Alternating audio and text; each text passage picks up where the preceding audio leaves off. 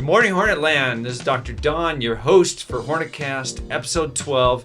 And I have a new co-host today. Would you like to introduce yourself? Hi everyone, my name is Alyssa and I'm from 10th grade. Very good. And Alyssa, who do we have with us today for our Hornetcast? We have Cristina Fortuny with us.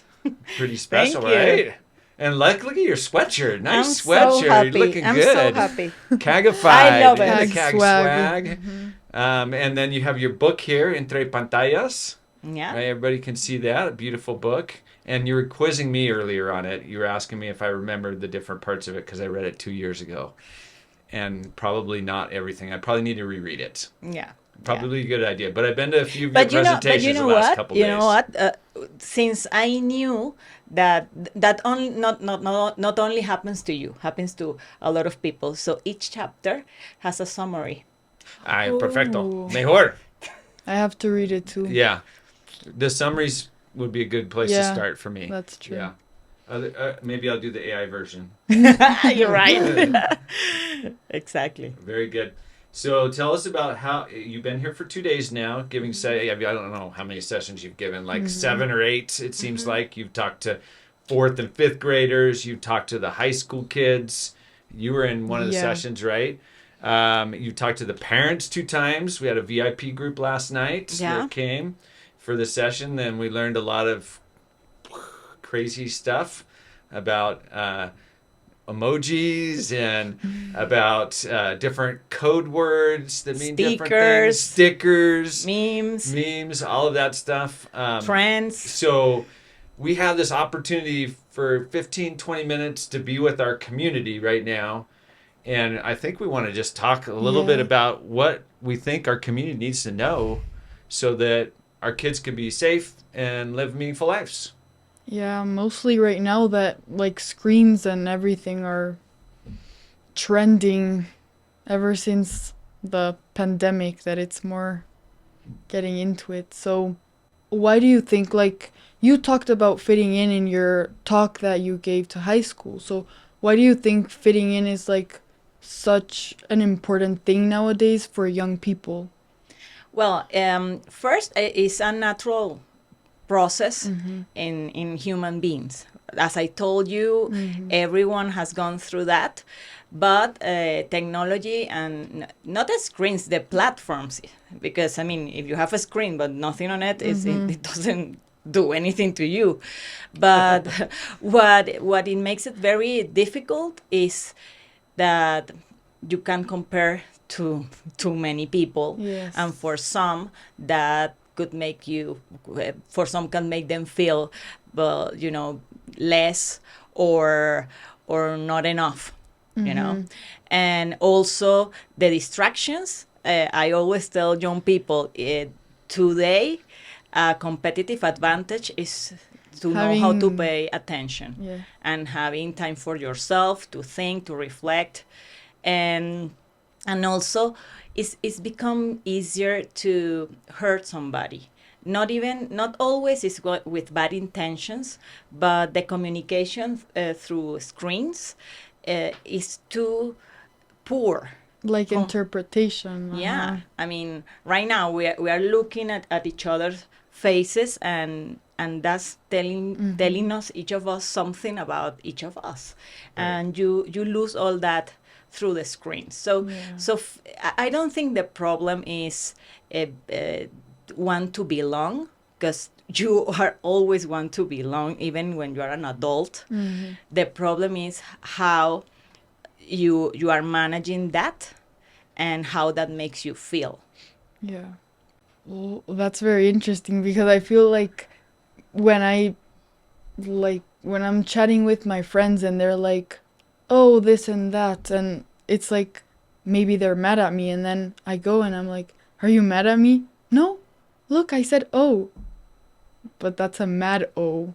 And it's so different nowadays that you come to school and it's like it's different, like you said, than in screens or in Snapchat, WhatsApp, whatever.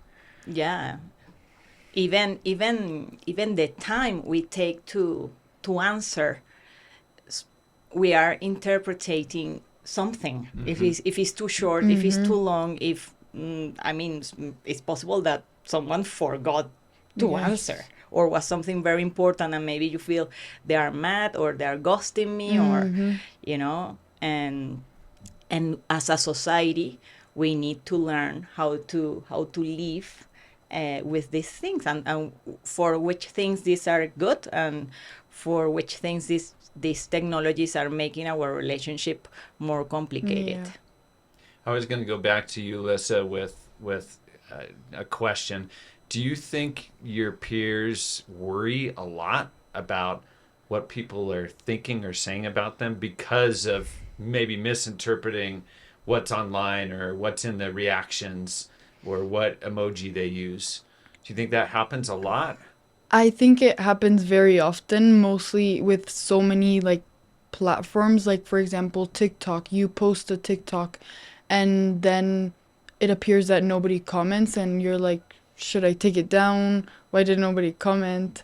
It's Mm-hmm. like the little things that make like these generations, like with so many platforms, worry that they are not like doing the correct thing in platforms and stuff Uh-huh. like that. So you worry about it because you're waiting to get a reaction. Nobody replies, so you think, oh, I must everybody have done must hate it, something wrong. or they don't like me, Yeah. or they don't want to, right? And so I just feel for our students that have to worry all the time about all of the, it seems like a little thing, but it can Yeah. become a big thing, right? It can distract you from the test you're going to take. I mean, I'm from an analog generation, so not a digital generation. And so I didn't have a phone in high school. We barely got computers like my senior year of high school. And so, but we worried still about what people thought about us, or whether people liked us, or how people were going to treat us, bullying, all of those things. We still had all those, but now it's like you said, it's instantaneous, right? Like right off the bat, someone can get on their phone and bam, it's for the whole world to see. When I was in school, it was like just my high school, Yeah. and it was just like a group of kids, right? Now it goes to everybody in the world, right? And like not only everyone in the world, because they see it, but also in Guatemala, you see people like constantly. You go to the mall and there's a kid from another school that saw your TikTok or something like that, and you worry that, oh, they must think that I'm weird, or like the little things that they stick to your head. And I feel like it happens to most of us right now. Guatemala is pretty interconnected, so it's Yes. smaller than you think. Like people know people, and so that would be true. You're at Oakland Mall or whatever, you see somebody and you're like, oh my gosh, they saw my TikTok video, or they reacted in a certain way, Yeah. and maybe it's someone that you wouldn't even associate with, but now because of that digital footprint, you have a visceral reaction. Like you can actually get scared or be worried. So that, I don't know. I feel for these guys. You guys are strong because you have to do a lot more than maybe what you and I had to do when we were kids. Yeah. So Yeah, and it also affects like the first meeting or whatever it's called. Like you see someone and they don't see you like your face or whatever, and it's the first time they meet you, but also like by the screens that they have already seen you before. They've already have a first like view of you. Impression. Uh-huh. Yeah. they've already judged you. They think they know who you are. Yeah.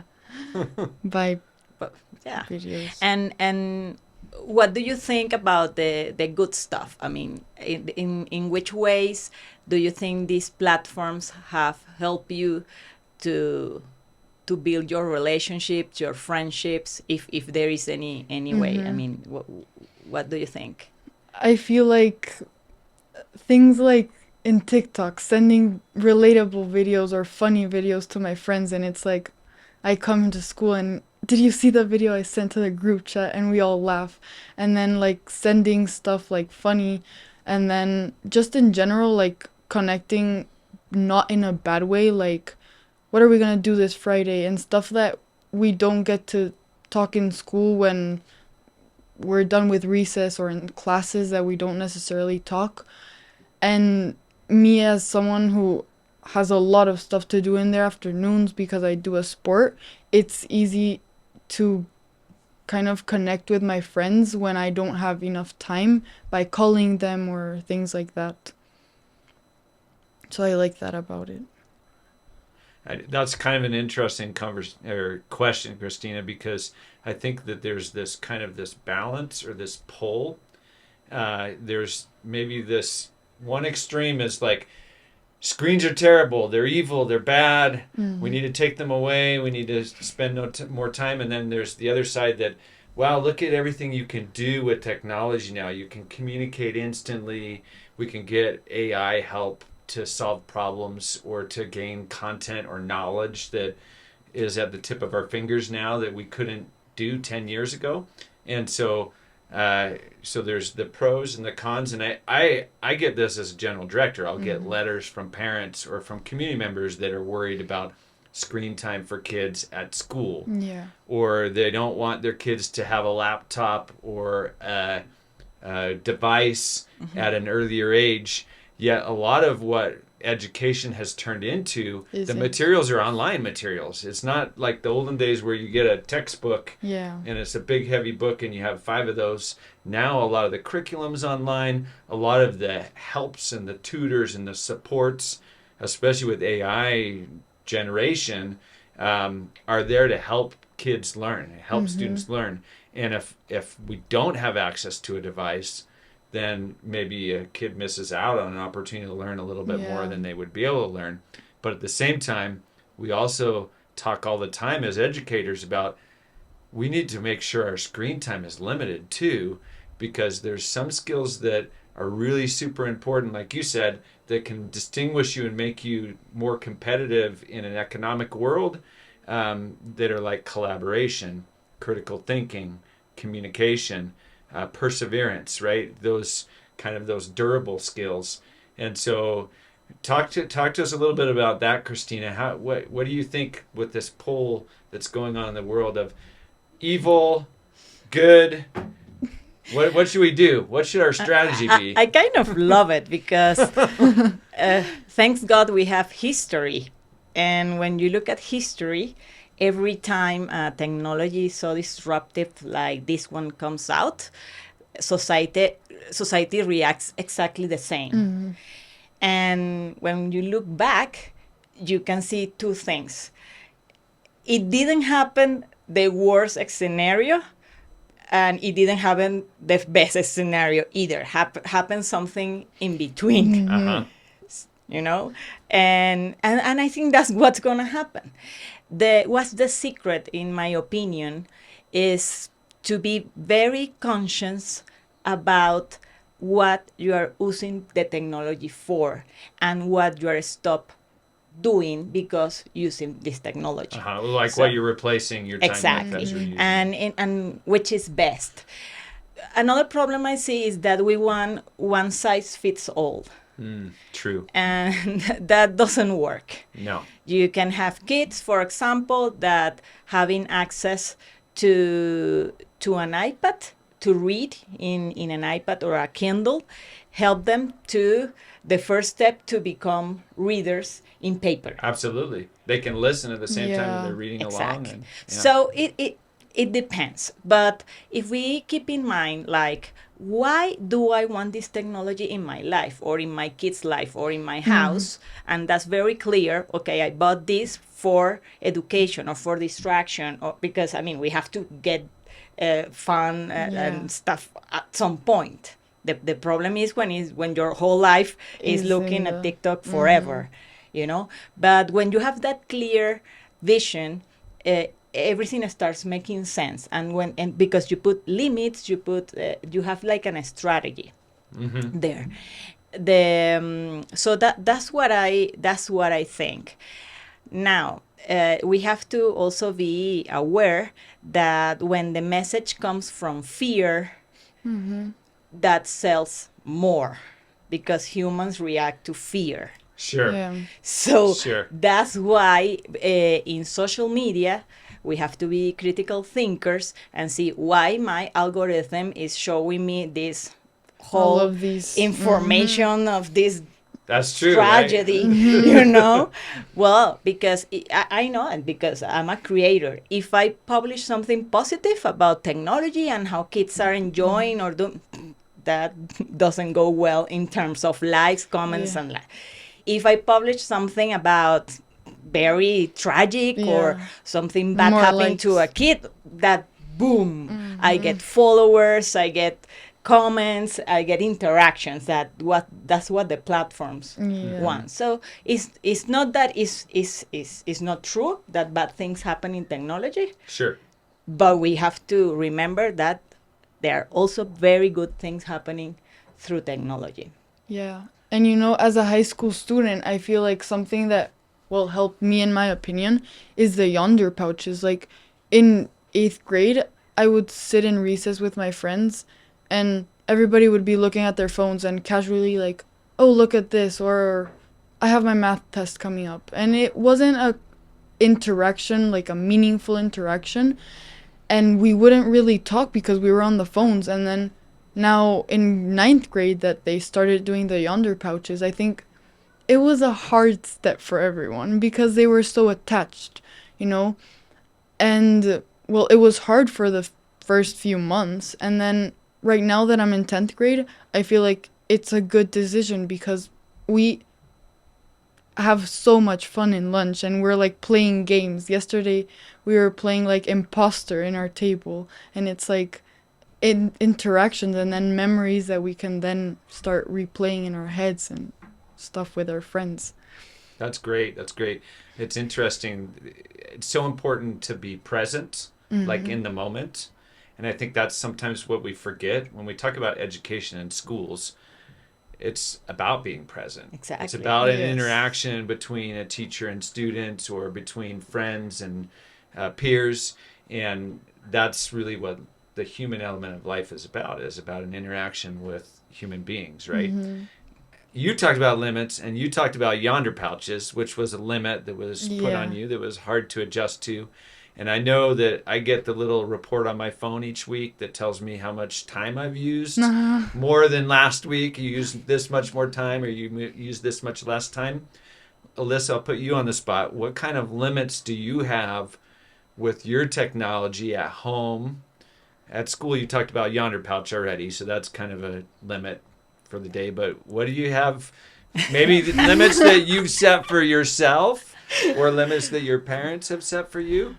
Well, it's not really about like limits in general, but it's about like a schedule that I have because I don't really have time to watch my phone. Because in the morning I get up, I eat breakfast. I don't really look at my phone. I'm too sleepy to look at my phone. And then I come to school and the yonder pouches, and then I go to practice, and then at night I'm a big fan of sleeping. So I like one limit that I do put to myself is putting my phone to charge far away, like so that it's not a temptation. So While you're sleeping, so you can focus. mostly like where I charge my computer, which is like in my desk, which I have to get up out of my bed, and I don't want to do that when I'm comfortable. Right. So it's the little things for me that it's like I don't have time, and then I don't really use my phone much because since I am present in school, it's like for those things. And I don't really text my friends much. Mostly like if I have friends from other schools, I would text them like, "What are you doing this Friday?" and stuff like that.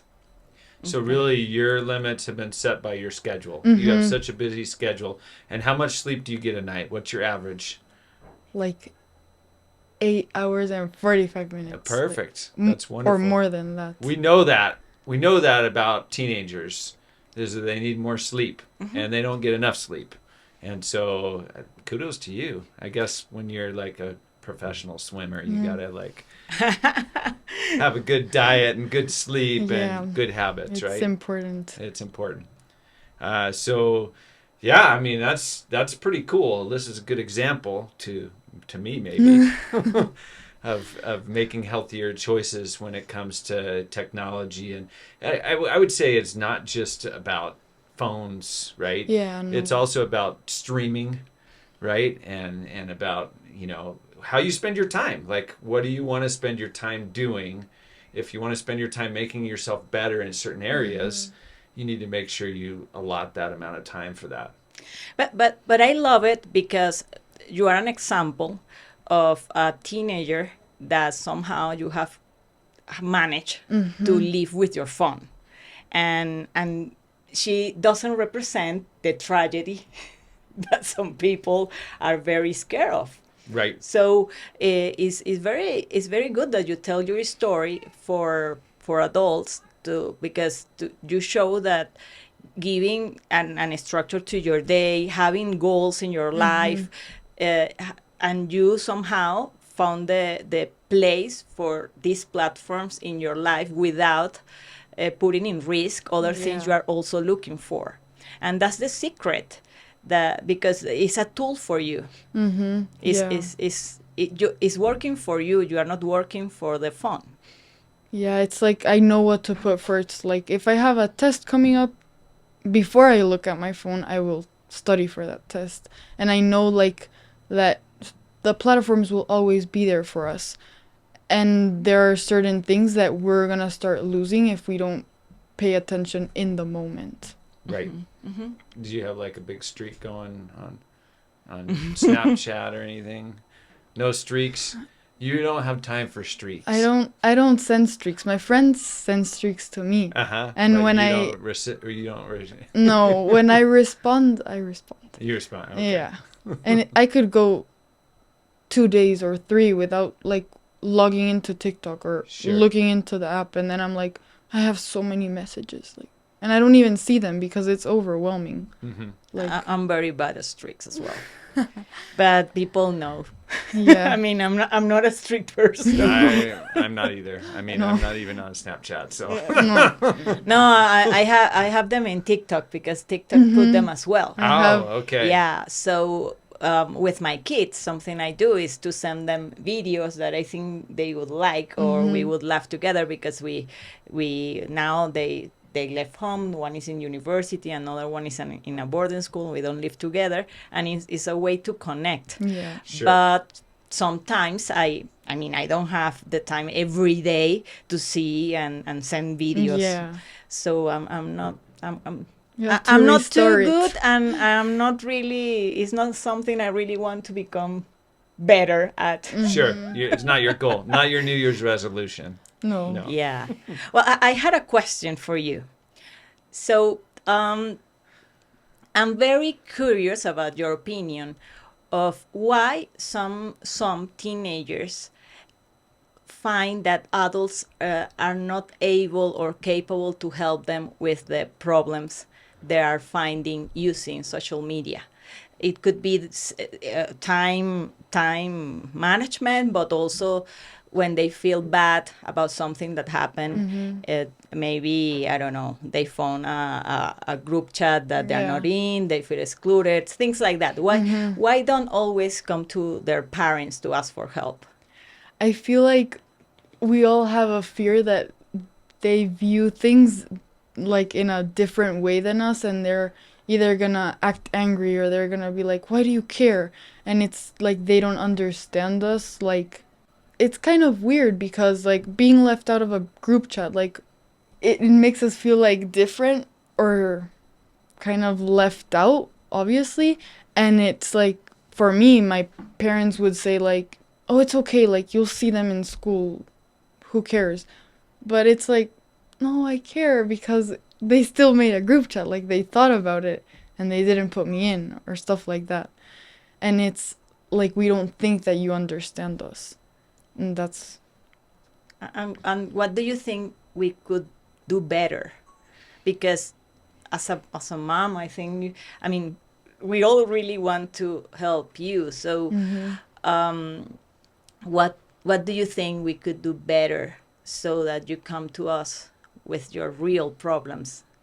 I feel like listening to us and trying to understand our perspective is something that, for my relationship with my mom and my dad, really helps, because when I'm in the car and I don't look at my phone, it's just me talking to them, and it's like, oh, and this and that happened in school, and they're listening, and like, and that helps me because they don't like agree or disagree when I just say something. So they like try to listen to me, and that helps me because it's not that much tension.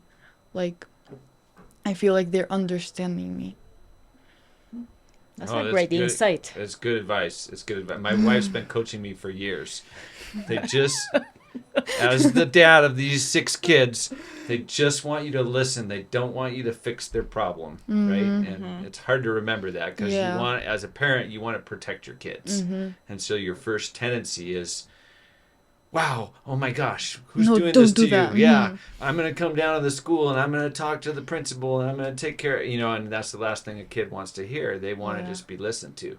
And that's what I've heard you say in 3 or 4 sessions over the last 2 days is probably the most important thing that we can do as parents is just listen to our kids and try to understand them without judging them. Because that creates a safe environment. And as you said earlier, every kid's different. And so they have different needs. And if we don't know our kids and aren't able to talk to them and they don't trust us, then they're not going to come to us. They're going to go to friends. And they're Or maybe going today, to an AI companion. or an AI companion. Yes. Yeah. And they're maybe going to get bad advice. But from us, we can listen and say, we're here for you. We love you. We care about you. And that's enough to just say those words. We don't have to fix it. We Yeah, just no. have to be there. Yeah, I feel like just my parents understanding and listening really helps me. And Christina, what do you think are like the 3 most important takeaways that you think the kids at CAG should take away from your speech? Well, that's a great question. That's something I wonder every time I talk to teenagers or kids. I those are very tough audiences, and so I'm guessing because I don't know. So first one, I think I some maybe felt, oh, that's not only happening to me. So if this woman comes here and have talked all around the world, it could be happening to other people. It's not only me, Yeah. and that's helpful. Okay, because you can see, well, so it's not a me problem. Like It's relate to exactly can relate. The second, I think maybe another takeaway could be, it's not a technological problem, it's the way we are behaving. It's not if you have it or not have it, it's the way you are relating to your friends. And the third one that maybe was a tough one, I know I can be very confrontative on this matter, but about being a good friend and that being popular, the popular kid maybe is because the others are afraid of you. And that means that you don't have real friends. Like the example you gave of Regina in Cancun, that their friends took a video of her and posted it and it went viral. So you have to think about it like that, like I told you, like your friends would do that to you. And is that a friend you want in your group? And I don't know. That's what I'm guessing. But what do you think? I feel like, yeah, that was super important to me, and also like making me feel like, well, it happens to a lot of people and it's not just me that I feel like that. And the tips you gave, that like it was a distraction and like you should get more sleep, and like the little things, the list that you gave us, it like helped me because it was like, oh, we are spending a lot of time on our phone. Like we should live in the moment and not be always on our phones. Excellent. Well, this has been a privilege, Cristina, having you here at CAG again with your CAG swag on and being able to talk to parents and students and faculty today. You'll be talking to the teachers today. And Alyssa, you have done a fabulous job of hosting your first Hornetcast. I think I can retire now and you can just take over because it was excellent. We do have a tradition on Hornetcast to end by saying "Go Hornets," and it's an enthusiastic CAG swag type of venture. So I'm going to count to 3, and we're going to say "Go Hornets." 1, 2, 3. Go Hornets!